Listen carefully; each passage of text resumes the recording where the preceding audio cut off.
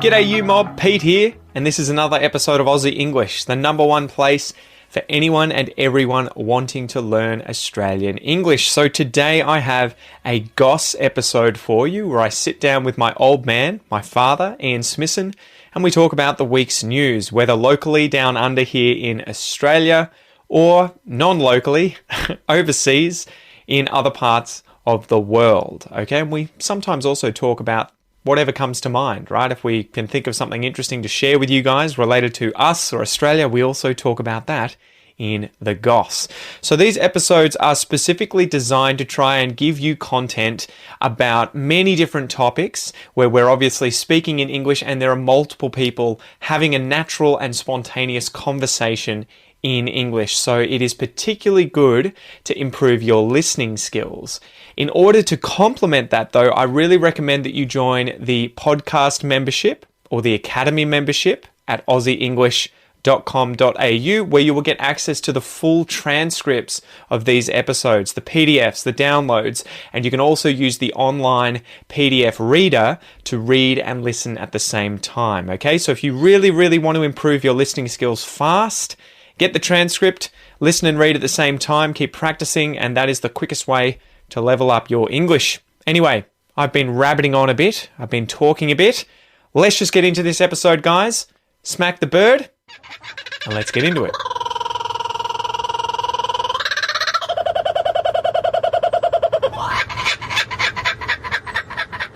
How's it going, Dad? Give us a cheers. Cheers. Soj. Soj. Health. So do you want to do the first one that we were going to chat about today was going to be naked dudes getting startled by a deer and then getting fined by the New South Wales police for avoiding a lockdown order. Yeah, exactly. And there's a few other interesting stories to mention there. Yeah. So do you remember the basic story? Yes. Yeah. So it looks like, what does it say here from ABC? 2 nude sunbathers have been fined $1,000 each for breaching COVID-19 public health orders after being startled by a deer and becoming lost in the Royal National Park. Yeah, so they from what I saw, and I think I know where that is. Well, I know where the Royal National Park is, but from what I saw on the TV, I think I sort of vaguely know where they were. And it looks like they were sunbaking on a little camping spot down near a beach. And there are plenty of wild deer in Royal National Park. And obviously a deer had just come out onto the grass flat there and they'd panicked and run off into the forest. And whether the deer chased them, I doubt it, because it's not rutting season for the bucks. But you wusses. Yeah, so they basically panicked and ran off into the bush and obviously got lost. But they clearly had phones with them, and I haven't read this story. I'm just interpreting because they must have rung for help, and because the police sent the search and rescue out to find them. The SES, right? Was it SES? The SES came and got them. So they had a helicopter, they had 4-wheel drives and units looking for them in the bush. So the SES, do you want to explain what that is in Australia for people? The State Emergency Service. So yeah, they're different from the sort of police fire brigade ambulance that a typical primary sort of emergency services, but the State Emergency Service, or abbreviated to SES, is where they are responsible mostly for search and rescue sort of stuff, and also if there's major damage done in floods or fires or storms and things, they're the ones out with the chainsaws clearing the roads and help getting people out of houses and doing all that sort of stuff. So in many other countries in the world, the fire brigade do some of that sort of thing as well, but in Australia the fire brigade is typically just managing fires. Although they'll be working in conjunction if they all work together. They'll work together, right? And the SES are often they work in conjunction because police have a significant search and rescue capability as well. But so they sort of work in conjunction with police and fire. But the cops and the fireys won't be trained in, say, abseiling down a cliff face to try and get to someone who's fallen, or going some out into some of them will. In the dedicated search and rescue police will, but your average, if you're in a local town and your average police station is not going to have people trained in that, so that's when they'll call the SES in. And it's similar in that you'll have volunteers, right? There will be... And they are all volunteers. Well, there'll be paid ones organising. There'll be an administrative organisation that are paid staff. Yeah. But typically the men and women who are out there on the front are volunteers. So. And it's probably a good way for people to, adapt to life in Australia, right? If you end up in a rural town or... I mean, even in a town like Ocean Grove or something, we've got an SES nearby. We've got SES and Fire Brigade because the Fire Brigade is mostly volunteer in country Australia as well. So just knock on the door and ask if there's anything that you can do as a volunteer. And it's a good way to practice your English as well as meet Aussies and just get involved in some pretty fun stuff, I think. Exactly. But so, these guys were 30 years old and 49 years old, which makes me think, like, what? Were these guys like... gay lovers. I don't know whether they were a couple or whether they were just mates or whether they were the sort of the explorers for the local nudist society. So they ran off into the bush, but they were naked. And so one of the guy, I think a 30-year-old guy, was picked up, an hour or so later after calling for help, just wearing a backpack and nothing else. Yeah. And then having to deal with that. And so the cops... You've got to wonder why he didn't have clothes in his backpack. Well, exactly. That's what I was thinking. I'm like, what was the backpack for? Like, what was he carrying if it wasn't clothes? Exactly. Food. Yeah, food. Towel. Did he have a towel wrapped around him? Who knows? But so they got picked up, and it's crazy because the SES, anytime you have, you're having to rely on services like the police, the SES, the fire brigade, or the ambulance, it's like thousands of dollars an hour, right? Exactly. Tens of thousands of dollars. Well, once you get a helicopter out, and the four-wheel drivers, just from they'll the have fuel. specialty people out with that. Yeah, and so not only did they have to obviously get help from the SES and the police, but they also had $1,000 ticket each for, breach of lockdown. Oh, sorry, New South Wales, they're not calling it lockdown. Yeah, that's it. It's a stay-at-home order. Yeah. Stay-at-home order. Yeah. So do you want to mention that too? What's with Gladys Berejiklian playing the game? We're allowed to make political statements here. Man, go for it. She's a muppet. Well, sorry, guys. She, to give Gladys her due, she and has killed a lot of koalas. Yeah, Anastasia Palaszczuk in Queensland and Daniel Andrews in Victoria, in particular, those three, because they're the three biggest states population-wise. Last year, when we've got the first wave of COVID, they basically ran the country because the Prime Minister was simply in Hawaii. Yeah, well, that was for the bushfires. It's a state problem. The states can deal with it. It's not a federal problem. So, the Prime Minister did one really good thing, is that he created this national cabinet of getting all of the premiers of the states together to make national decisions rather than the federal government doing it. Yeah. Because clearly, for most of the operational side of handling things like quarantine and stuff, even though quarantine is a federal government responsibility, the responsibility falls on the states to handle the organisational stuff for it. So he did the right thing by doing that, but then he was pushing a variety of solutions, and those three premiers just pushed back and said, no, we're going to do it this way. And they were very good for that first wave. But I think, to give Gladys her due, and I don't do it very often because she's got some other issues, which we've spoken about in other... Which are why I don't like it. Yeah, exactly. I think she's been hammered by the Prime Minister and the Federal Liberal Party because, she's the New South Wales government is a Liberal government, Liberal national government. Queensland and Victoria are ALP, so they're the opposition. Labor, they're the opposition to the federal government. So I think the federal government has put pressure on Gladys to fall in line with what the Prime Minister wants and to start using language that more suits his agenda than things like lockdowns that every other state is using. I think part of the problem though with her was that for so long she was touting herself as the premier who hadn't put the state into lockdown. Oh yeah, she was like, we'll do things COVID. the New South Wales way. Yeah, we're so much better than everyone else, and that was part of the thing. Victoria copped it from the 100 or so days that we were in lockdown with Dan Andrews. 100 and something days last year. Yeah. I think as much as a lot of people hated on him for that, it dealt with the issue. Particularly people from southern New South Wales, whose the tourism industry just died. But it's funny how though. They have not treated Gladys the same way, especially in the media. No. There were articles pretty much saying... there was one article that came out saying how Gladys saved Australia. Yeah. And then you see the contrast with Dan Andrews, who was a Labor Party.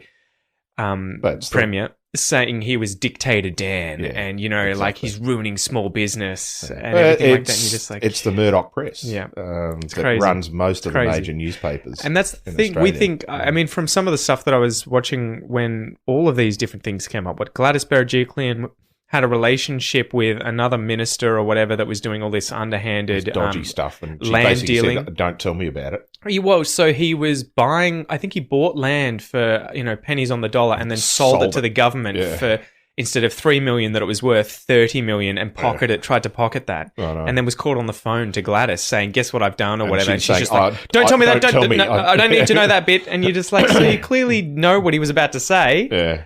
So but she got a full free pass on that. And you just like, and anyone else the federal would have been government told, at the moment just fall seem on your to be sword. squeaky clean. Yeah, it's just, it's insane. I don't know what they wash themselves in, but nothing sticks.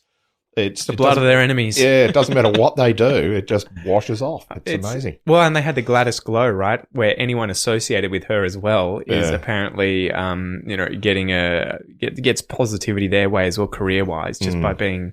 Anyway, I'll stop ragging on Gladys. Yeah. But Barnaby Joyce got fined as well for not wearing a mask. Did you see that? No, I didn't. Good idiot. So Barnaby Joyce is currentally the Prime Minister, right? Or the stand-in Prime Minister? Well, no, I think how does it work? Scott Morrison's back, but okay. He was a. My brain's going. There are about 4 little bits of information that people need to know in the background here. Another Polly that the average Australian hates. Yeah, well, exactly. So our conservative right-wing side of politics is made up of 2 parties, the Liberal Party and the National Party. Yeah. They rarely have, certainly in my lifetime, have ever had a majority in the federal government or the state government alone. So they have this fairly tight coalition between the 2 of them to form government. An unholy alliance. It is an unholy alliance because what it means is that, certainly in our federal government, is that the leader of the National Party is automatically the Deputy Prime Minister. When he's gone, when the guy's overseas in a meeting. So when the Prime Minister leaves the country or whatever, then the acting Prime Minister, the Deputy Prime Minister becomes the acting Prime Minister. And so we have a situation in Australia where Barnaby Joyce was the leader of the National Party a few years ago. And what happened there? There were some major scandals around him, and he. There were 2 scandals.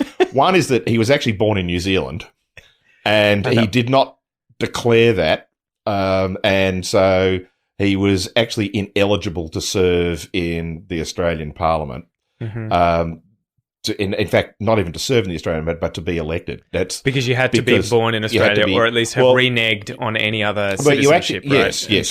So he has not reneged his New Zealand citizenship. You have to be an entirely Australian citizen. You can be born anywhere, but you have to be an Australian citizen, and only an Australian citizen. Like you and I are not eligible to serve in state. I'd have to get rid of my British. We would passport. have to renege on our, relinquish our British citizenship. Yeah. And there was a scandal that went through all 3 parties. This was amazing. About at the time, 3 years right? ago, where there was probably 7 or 8 people that this was true for, of which one was the leader of the National Party. But to pause you there, it started with Labor, didn't it? Where someone in Labor came out as having dual citizenship, and the Liberal parties just reamed them, went nuts, saying this is... And then 5 or 6 Liberal and National MPs came out with the same thing. You got to have sat there. The stand-up comedian, this is my, the wish that I had if I'd been in another life. The stand-up comedian in me is just sitting there going, shut up. You can just see these guys and men and women sitting in the background going, shut the fuck up. Shut up. Yeah. Do not under any circumstances give this guy, because all I have to do is look. So all of that got sorted in the end. Mm-hmm. And look, to be honest, it was a bit of a farce because... A non-issue. It's a non-issue because all those people have to do is they literally have to stand up there and say, I relinquish my New Zealand citizenship, and it's done. Mind you, they should then, theoretically, according to the Australian Constitution, have resigned from Parliament and had to sit at a by-election to be re-elected because it was not that they're not entitled to be a member of the Australian Parliament. They were not entitled to register to be elected. Yeah, at the time. At the time. So you have to go back and be re-elected. So all of that was sort of over. And, Barnaby had obviously taken the deep breath, gotten over that. And then it came out that he was having an affair with one of his ex-staff. He may have been having an affair with her while she was staff. We don't know. but he was having an affair with one of his ex-staff members. Who was in her 20s. She was pregnant. Yeah. And Barnaby's in his 50s, I think, or maybe so even she's 60. 20 plus years younger junior. than him. And there's nothing wrong with that. There's nothing wrong with any of that. Well, just ethically. But ethically, you sit there and go, you have to have the high moral ground if you're going to start whining about people's ethics and behaviours. Yeah. You've got to have that high moral ground. So he never got sacked. He resigned from the National Party. There's Joanna in the background. He Sorry, resigned guys. his seat at the and he got re-elected, but he went into the backbench. Yeah. And the backbench basically means he's not a minister, he's not in a senior position, he's simply a member of parliament representing his local area. And there he waited. He sat and waited. And then there was a coup within the National Party a couple of weeks ago to oust the leader who had been the Deputy Prime Minister and who I have no time for at all because he's basically a moron. But if he was your next door neighbour, he'd probably be a really nice guy. He'd be the sort of guy you'd sit down, have a beer with, borrow the lawnmower, do all that sort of stuff. But he's just not up to being a parliamentarian. So him aside, he got ousted by the National Party. They actually just said, all right, Barnaby's back. Piss off. We'll put Barnaby back in. And now Barnaby's been fined for not wearing a mask. Yeah, like, so really, didn't see the this amazing thing is, I mean, if you get this story up here, where is the Deputy PM? Yeah, Barnaby Joyce fined for failing to wear a mask. So apparently all he did was go into a petrol station in regional New South Wales. Someone spotted him without a mask and called Crime Stoppers. Crime Stoppers is our the instant. The Dobbin line. It's not the in Australia. It's 000 in Britain. It's 999 in America and Canada. It's 911. So it's not the emergency police line, but it's the Dobbin line. It's the line, the phone number that you call or the website you go to if. When you no longer have a teacher from high school to complain to. Exactly. If one of your neighbours is doing something dodgy and you don't want to confront them, but you don't want to just go down to the local police station, you just call up Crime Stoppers. So they came in, the cops came in and asked to see the CCTV footage and then found, apparently afterwards just said, and then decided to fine a 50-year-old man $200. So it's just like, Idiot. God, imagine though I don't know how these guys do it. You know, so many of these politicians seem to be widely hated, it seems, by both the media, by the public. And you kind of like, at what point do you think, I can't even go to a petrol station and, make a simple mistake. He may have just forgotten his mask. Of course he would. He's not sure he wasn't giving it to the man. Exactly. Making a statement. But people hate him enough to be like, no, Barnaby, screw you. I'm calling Crime Stoppers. Phone out. What's good for the goose is good for the gander. If you're not doing it, then the rest of us should. So I just found that amazing. I hadn't read that one. So. Yeah, anyway, what else has been going on? How's COVID going? How do you feel after everything, all the flack that Victoria has copped with the numerous outbreaks that we've had, albeit a big one to begin with and then some minor ones afterwards, little bumps. Yeah. And now it's like the rest of Australia's on fire and we're fine. The little Victoria, Tasmania corner of the country's going, yeah, we're okay. Yeah, exactly. And look, the tables have turned. At the moment, where Victoria's the saviour for the AFL, as an example. We have all 18 AFL teams residing in Melbourne at the moment. They all flew from their respective states they flew in over the last week to be a lockdown, to say, look, well, just in case. In fact, the two South Australian teams flew over last night just in case South Australia goes into lockdown. The irony is that one of them will fly back to Adelaide, the capital city of South Australia, in order to play a game over the weekend, but in isolation. But at least, but if they could never have gotten out of South Australia if South Australia went into lockdown, and so it's all a bit weird. But, there is an element of fuck you in there, though, that you just sit there and go, well, with the amount of shit that Victoria has copped. And look, Victoria had, we were... the number of memes everywhere on Facebook, on the news, all making fun of us. Last June, so a year ago, we were at 750 cases a day. Mm-hmm. And so we went into severe lockdown. We had the tightest lockdown in the world at that time. It was 2.5 kilometre radius, 5 kilometre radius. In fact, even the 5 kilometre radius was, you could only leave home for 4 reasons and, blah, blah. So we're in the tightest lockdown in the world at the time. And it worked. But 3 months later, we went to 0. And so we've had a couple of hiccups that have all been related to problems with quarantine. In fact, everything that's come into Australia since has been people in quarantine getting the worst place you can be at the moment for contracting COVID is in quarantine if you don't have it. So, or working with them as nurses or doctors. Exactly. So so there's an element there that just says, well, finally the rest of Australia is starting to realise that you have to take this stuff seriously. Well, I love the NT, Northern Territory too. Yeah. They're like, oh, well, we've just vaccinated 15% of our population. And you're like, mate, your population is the size of Geelong. Yeah, exactly. It's 7 people. It's 250,000 people that live there. Yeah. There's more people living in in Canberra, in the city of Canberra than there are in the entire Northern Territory. Yeah, exactly.